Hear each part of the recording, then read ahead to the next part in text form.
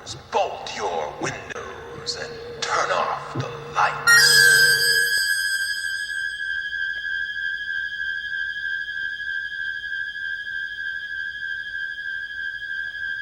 Welcome to Michael Myers Minute, where we delve into the 1978 horror classic Halloween 1 minute at a time.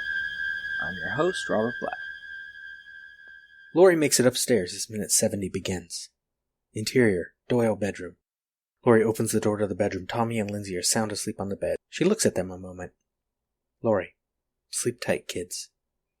Second 12, cut 2, exterior, Myers house, night. Second 14, somewhere nearby, someone tries to start a car.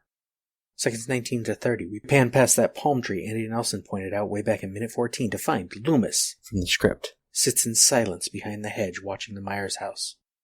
Frustrated, he gets up and walks to the street.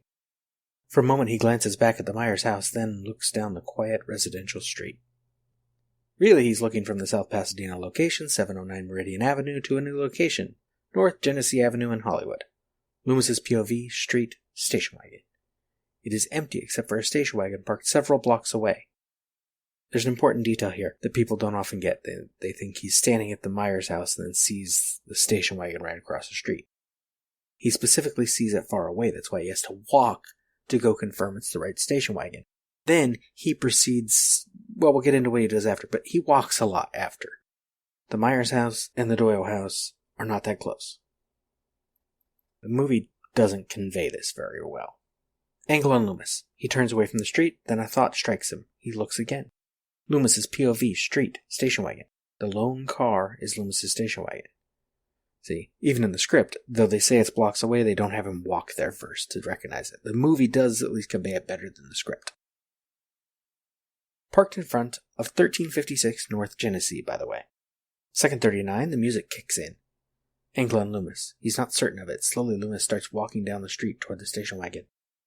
And he is in the correct location now. The house with the porch light on and the picket fence wall combo is 1351 Genesee. The house directly across from the station wagon is 1357, which today is mostly concealed by a large hedge. Check Instagram Michael Myers Minute for some photos of these places as they look today. You might have to scroll down a bit. In the novelization, this moment happens a little differently. Quote, Sam Loomis was cold and getting colder. Had he known he'd be staked out in a hedge in the middle of a cold October night, he'd have dressed for the occasion, but he had worn his trench coat over a summer business suit, and he was cold. Aside from the 3 kids he chased off, there'd been no activity at the Myers house. I gotta interrupt, because the lack of activity is actually a little strange. Richie, Lonnie, and Keith should not be the only Haddonfield youths out legend tripping tonight. But, back to the novelization. And as the evening wore into night, Loomis began to wonder why he'd expected that there would be. Yes, the fellow had returned to the scene of the crime in the best tradition of criminals, but that was much earlier. To what end would he hang around the house? Wouldn't he seek elsewhere for victims? Because he was cold and because he'd begun to realize he was barking up the wrong tree, Loomis started to pace. He paced up the block and down, glancing over his shoulder often so as not to take his attention totally off the Myers house. He paced in an ever-lengthening pattern, and the more he did, the more certain he became that his quarry was near. His conclusion was based on reason and emotion. Intellectually, he reasoned that with the strange affection of a hunter for his prey, his maniac had indeed come home today. I gotta interrupt again because that phrase is nice. His maniac. It's good. And he'd seek victims in the immediate neighborhood. But it wasn't just intellectual deduction. It was a feeling, a hunch. Loomis's spine quivered like a divining rod near water. Evil was afoot, and it was nearby. If only he could get some definite sign.